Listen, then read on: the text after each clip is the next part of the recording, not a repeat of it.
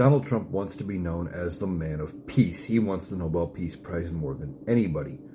But then you counter that with his actions, and it's clear to see why he does not get one. Now, he was talking today, and he gave remarks again about Venezuela. And he was talking about drug efforts coming from Venezuela, and he claims that they have pretty much prevented everything coming by sea. Now, there have been at least, I think, 21 boats so far that have been struck by U.S. missiles, and at least 83 people who have lost their lives due to these events. And as I've talked about before, those are not the actions of a peaceful person, and that's not the correct way to deal with it. Now, certain people on the right are going to try to defend it and say, well, he was just keeping drugs out of the country.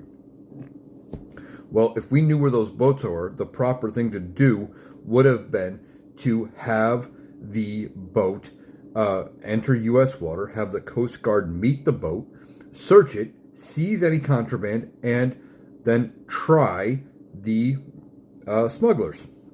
Done. That's the correct procedure. Not arbitrarily blowing it up and saying, well, yeah, we thought there was drugs there. That's what they're doing. They have no proof, and I know due process is a dirty word to Republicans, but what if the script was flipped? What if we weren't blowing up supposed, drug boats in the Pacific? What if it was a religious caravan that got blown up? But, well, we thought they were running drugs. Would you have the same thing? What if it was a Democrat doing it? If it wasn't Donald Trump, would you be okay with it, or would you be outraged? You'd probably be outraged. Fact of the matter is, how do you prove that these boats that have been blown up were running drugs? Why? You have a trial. You like I said, let them enter U.S. water, search the boat, seize the narcotics, hold trial. That's how you prove it. That's due process. Being judge, jury, and executioner and blowing up the boats as they're on their way is not the way we do things. And now Donald Trump is talking about doing land strikes.